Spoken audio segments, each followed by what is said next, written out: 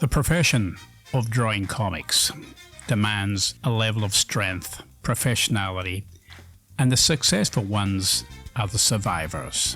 Surviving in many, many ways. But they come back. We've got a few for you, and in fact they're worthy of introduction.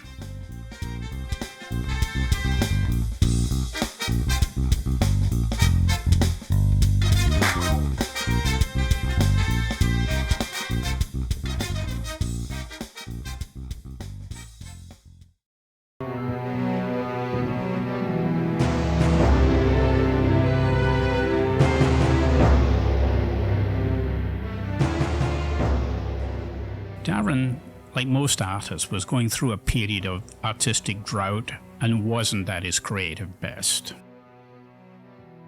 After some time, and as expected, a gloomy depression set in that choked off his output completely. Enter Rufus, a muscled monster giant kangaroo that towered over him, casting an ominous shadow over his drawing board. Kangaroo basically came about when I was at university, and they had a magazine with a comic book in it, and I really didn't like it. And I thought I can probably do better than this, but I didn't really have an idea of a story. And I think there was a news article, someone found a kangaroo with an arrow through its neck. This was back in '95, and I think they mentioned it might have been students that shot the kangaroo. And I just came up with the idea of, well, what if the kangaroo could fight back? I've suffered from depression for a period of time, and there was what they call the 24-hour comic challenge, where you basically create a story in a 24-hour block. And I started telling a story about myself, and I started using, in place of the inner demons in my head, I used Killaroo as the voice of those demons. Taunts like, "Come on, you lazy prick, get on with it." Or, "No more excuses. You'll never amount to anything, you're just a useless shit." Darren took this for some time and then ultimately exploded in anger. It became quite cathartic, where he was just berating me non-stop, telling me everything that I was doing was wrong, etc, etc, etc. And it became, quite therapeutic. "Enough," he said. Instead of a Chilean black dog, he saw this muscled up creature towering above him.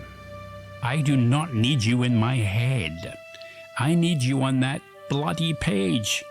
So get on with it and start earning your keep." So was born the legend of Killaroo, and with it, Darren's comic renaissance. Rufus now carries Darren's prospects and wears the scars. Killaroo.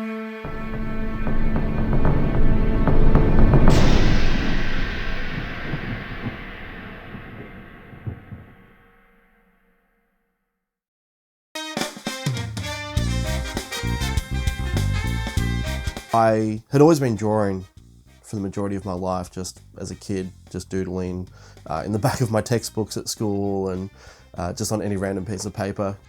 It's me just wanting to express myself and express the stories that these ideas that come to me into my head all of the time. Someone like myself who doesn't like reading a whole lot, like reading a novel, a comic book is that really beautiful mixture or merriment of both mediums to come together to create a story and invoke more emotion, invoke a better understanding for things. And I wasn't one of those kids that grew up with comics, like most other comic artists I know. Like Darren Close, Chris banished the Black Hound of Despair and found a very creative way to making his Monkey Junk comic book a reality. I didn't even think this was a thing. My parents used to flog me into trying to do sports and basketball, all those sorts of things. It was super easy to convince my parents to get into the classes, and about a month or two later I had this comic that I'd just finished. It wasn't even a question of, do I want to do this? It's always been from there that I've wanted to do comics. Once I really got invested into comic books, one of the first things I did when I finished one of the first real comic books that I was really happy with, which was called Phenomena. A friend of mine, Luke Andrew, we did 2 books together, and we sort of printed it as one book, and we were so pumped with this book that we'd created that we went down to Supernova, and it was the first Supernova I've ever gone to.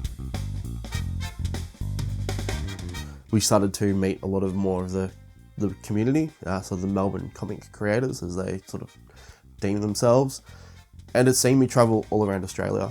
I've done many books. I've worked on books like Killaroo. I worked on a book called Ungenred by Jason Franks. Done a book called Bad Robot with Dale McCanty. And that, by doing that's also allowed me to increase my craft, or expand on my craft more.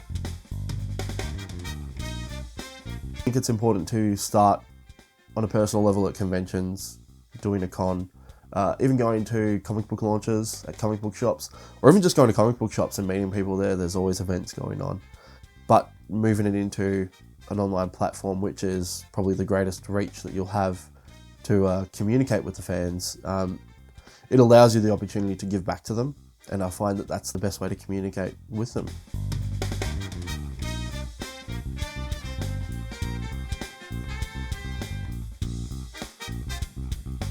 I was working part-time as a freelance illustrator, and at the time I worked part-time also at an art store, which was a really great place to work, and it was also really in key with what I was doing.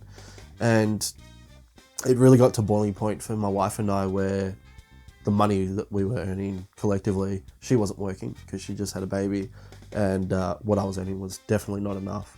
I don't think I just hadn't hustled hard enough as an illustrator. I wasn't doing it properly to make it a viable thing, which was a shame, and it came to me biting the bullet and getting a full-time job.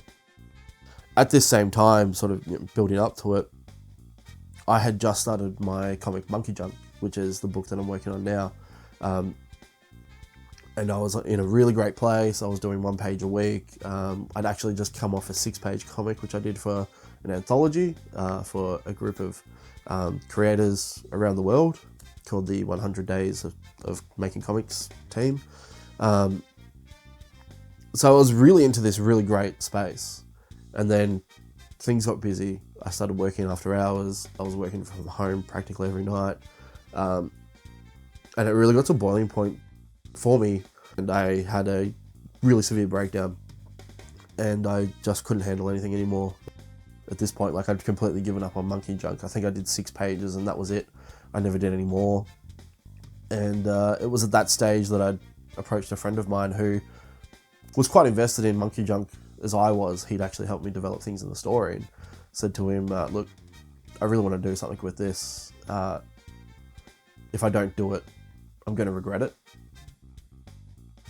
And Monkey Junk's actually been a story I've been developing for like 10 years. It's actually changed so much from its original sort of beginning to what it is now. And it was a matter, I just kept delaying it. I just keep going, I'm not 100% ready to do it, or I didn't feel like I was a good enough artist to do it. Like, this was sort of my Everest of comics.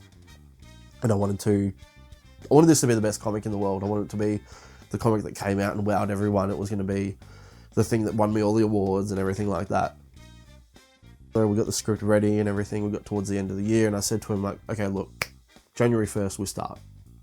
This is when we kick things off. This is going to be sort of the new year. We're going to really smash it, and we're going to come hard and fast. Like, I've still had down times. I've still had moments where I hated myself. I didn't feel like the book was good enough. But seeing now the book, like, printing it out and having a little proof copy for myself and go, I've done this. I've started now. And another big thing about it is realising that it won't end. It doesn't end, but you can kick its ass anyway. Yeah, it's almost like a schoolyard bully. Like, they'll just keep coming at you, regardless of whether you react or not. Like, they just continuously come at you, but you can always fight back. You can do things about it. There's ways you can solve it. But that bully's always there.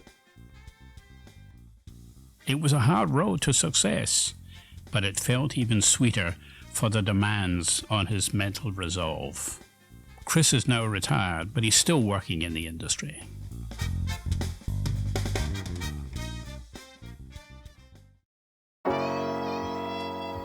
You only get one life,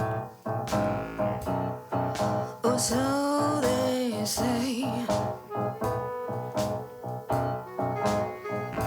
You only get one shot. I've always been very creative. I've always been very musical and very artistic, like visually, and I always read comics.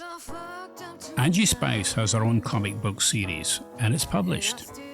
But please don't make the obvious mistake when you meet this slight, fine-boned pub singer. I grew up in the outback, so I had all this spare time on my hands.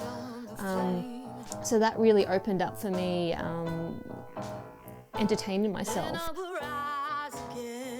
I always knew that I would get into comics. I didn't know when, but I thought, well, why not perform when you're young and beautiful? So when I'm older, I have no regrets. So that's what I did. I loved to sing and perform because I was a very shy person. And for me, that was one moment that I got a lot of attention and I could connect with people on a level that people didn't think I was capable of. So for me, I felt like it was so important to continue like a music career, and I did that for 10 years. Got away. And I will rise again. Singing's a very fundamental thing. And I think when you're a musician, you get to sort of be in that safe space all the time. But when you're like drawing and that, you kind of have to find that yourself. I started out kind of writing for just novel kind of storybook format. So I might write a novel, you know, without any experience, know what I'm doing, no particular direction or format. I would just write a story. And then I might draw like 20 pages of just images, like a storybook. And I was storyboarding without really thinking about how I'm going to like publish anything, because I had like these ideas in my head that I was going to be a manga novelist without actually any kind of like, you know, this is inside my bedroom essentially. Later on I started to actually draw comic books and then sort of draw page by page, panel by panel, and for me that was much more like, yes, this is what I want to do. Nowadays, everyone has to draw better. Like the drawing standard, like technically, people, because if you look at old comics, the drawings aren't as good because people were kind of just drawing as well as they could, and nowadays, everything has to be technically perfect, and I kind of like picking up an old like manga or, you know, comic book and reading that, you know, and looking at their art and seeing that it's a bit more looser or it's not perfect, because it makes me feel like, yeah, like stories about enjoying. It's not about being perfect. I think it's important though to want to get better and like try and produce the best quality art you can, but I also feel like nowadays we're losing a bit of the rawness that really, I resonate with that because I'm like that. My debut comic book series now is Courier, The Adventures of Geraldine Barker, and that's a historical fictional work. It's set in the 1940s during the Second World War, and it's from the perspective of Geraldine, and she's working for the PMG, or the Postmaster General's Department back in the day. She's actually like into women, but it's always been something really terrible for her in her past, because it's like she was brought up Catholic, So I kind of explore those themes. That's kind of where the story ends. I make it that kind of, I bring in those elements. My work, people say, is like a hybrid of manga and Western style, or it's my own style. So my work actually resonates more with an older audience because I'm inspired by older styles of line work and such. So I would say, yeah, an older audience, but it's also because Courier, The Adventures of Geraldine Barker is set in like historical times, so kind of my subject matter kind of relates more to that audience. Yeah, like I don't know, some younger people like my work. Like the biggest problem being a comic book artist is that you have to be on your own a lot. So you don't spend as much time with people, so you limit the people you're spending time with. But if the people you're spending time with are toxic and they want to see you fail, you're in for a ride. And I've had that happen to me, and it takes time to recover from that. It takes time to build trust. Some people are lucky and they have people that are going to support them in their close circle all the way, but a lot of us, it's ashamed for being an artist and ashamed for like producing great art, like great quantities of art. People will just say you've wasted your life, and it does bring you down, but you've got to sort of find the reason why you started doing it, and that's the only thing you can really, I guess, fall back on.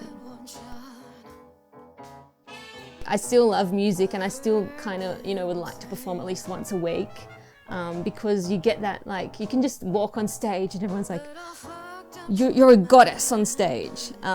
Comics are so different, like. Forget Edith Piaf. You could be looking at Lady Gaga in another form, strong-willed and on her way to the top. Listen up for her song, You Only Get One Chance. And I will rise again, like a phoenix of the flame.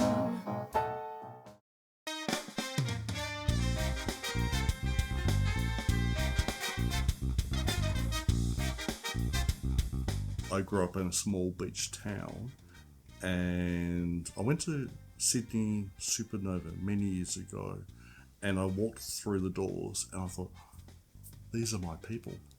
I felt so isolated. There was no one in kind of my small town who liked fantasy or who liked playing Dungeons and Dragons or dressing up or like comics, the things I loved.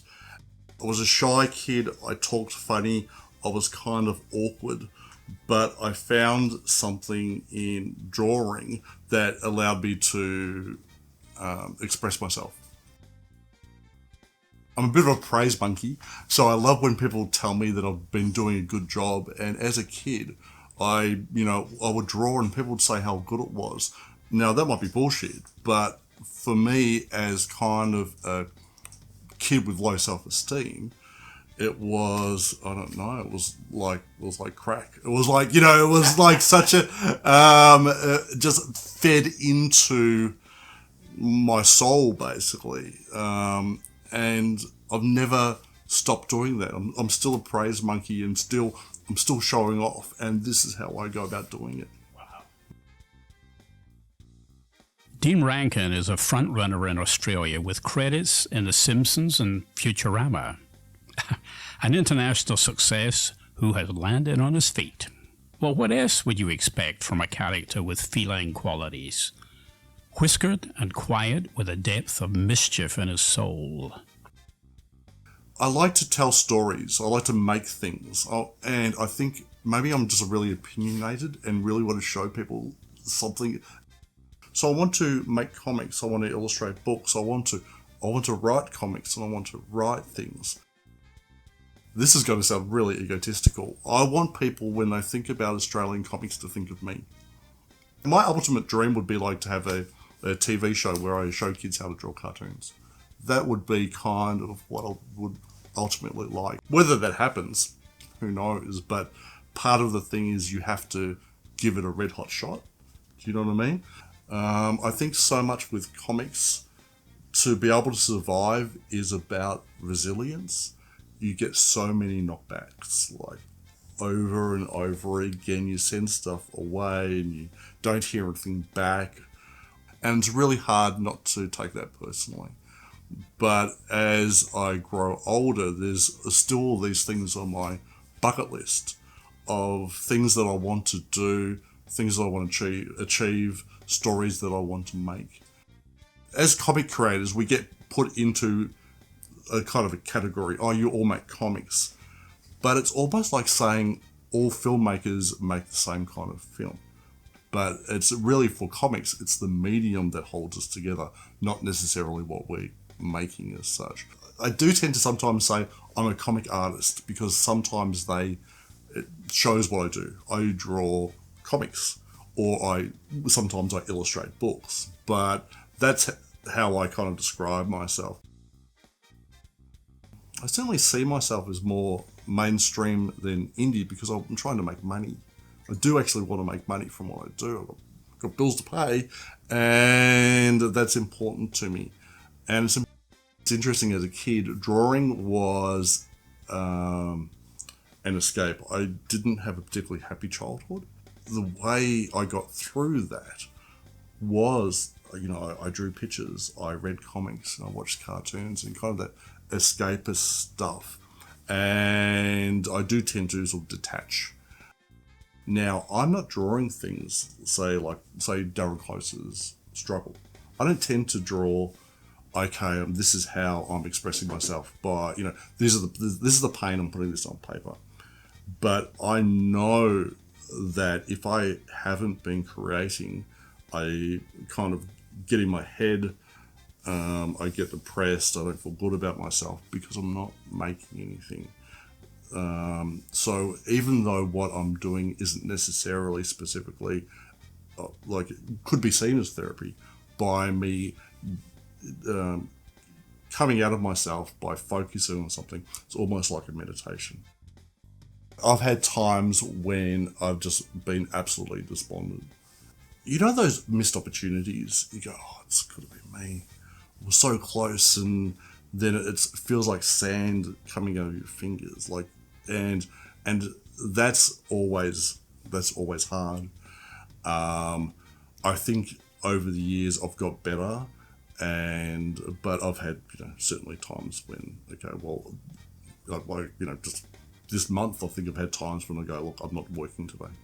I just can't bring myself to do it, because you're kind of always pushing out, and sometimes you go, oh man, I don't know, I just need to be a little bit more gentle. And so I'm trying to be philosophical.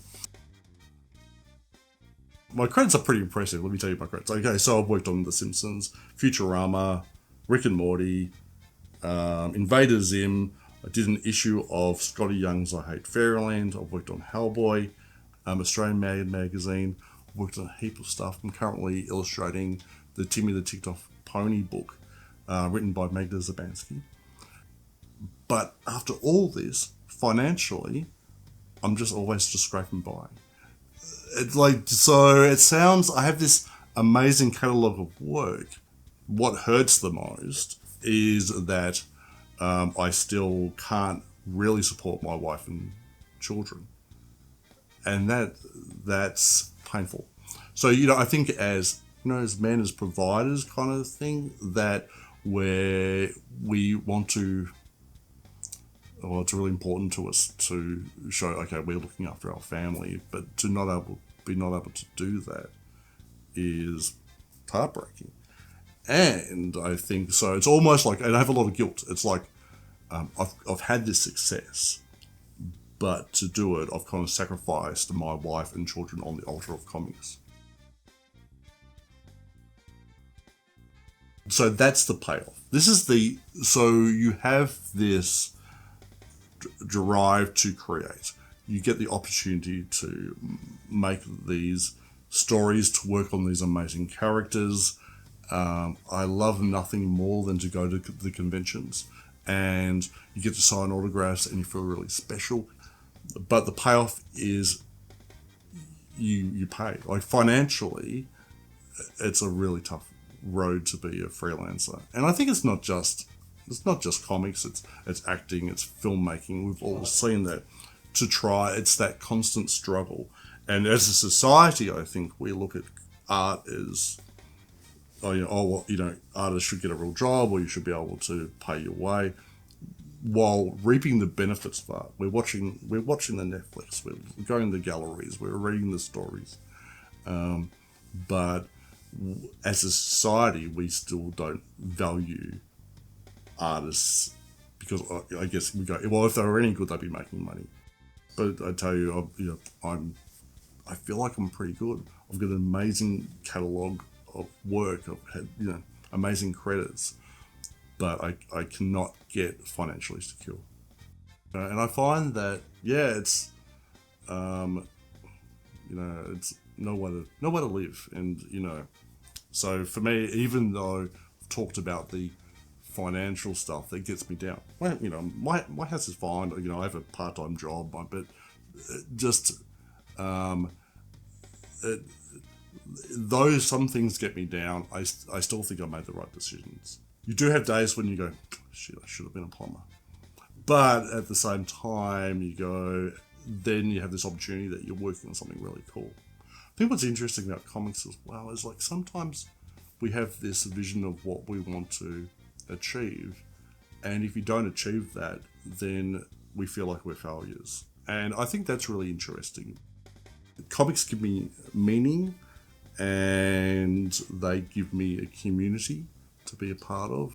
So I think it's really interesting how I think that's part of the reason why they're so important to me. They're almost like a representation, it's a symbol for me that I'm not alone, that I'm not alone in my fandom, or that there's nothing wrong with me. Dean has a reputation of being an agent provocateur. How better to mask the creative ferment beneath?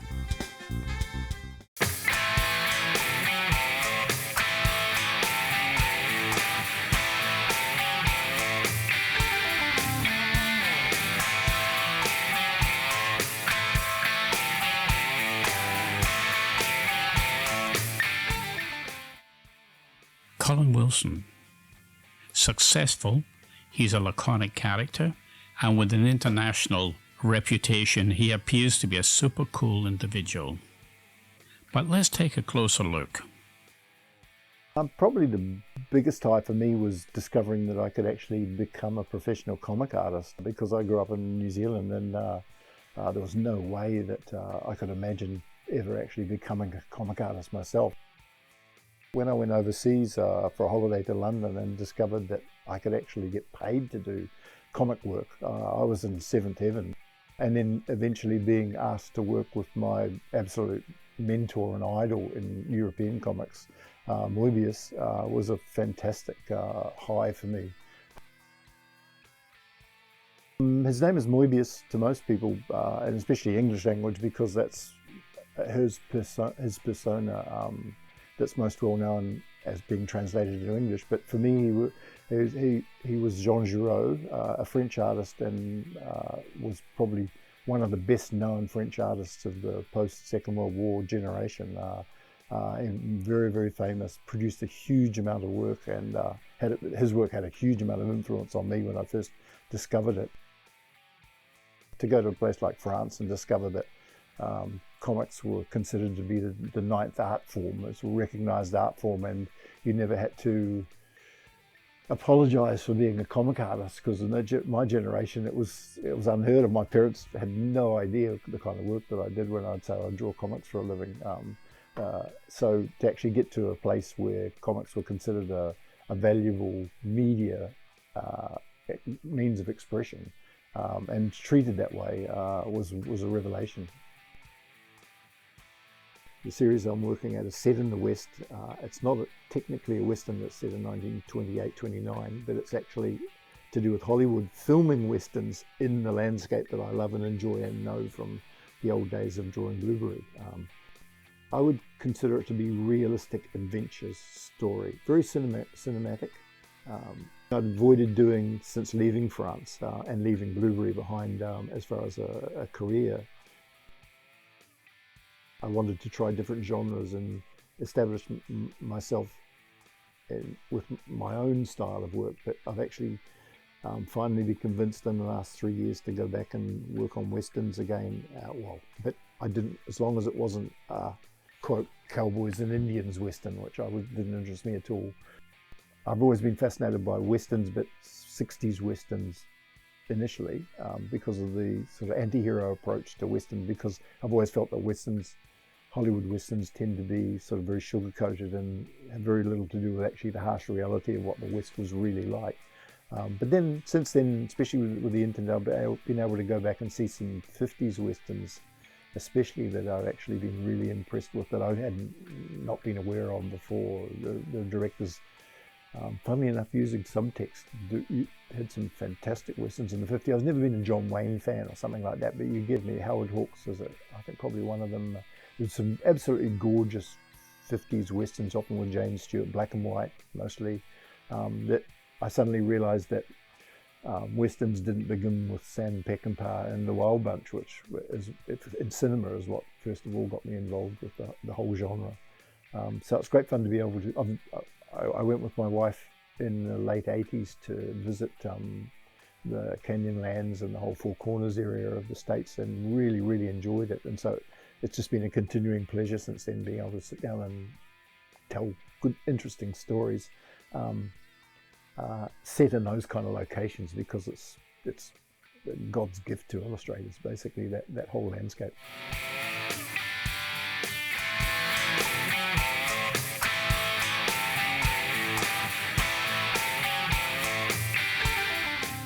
Black hat, sitting over those squinting eyes, his Mustang awaiting his command.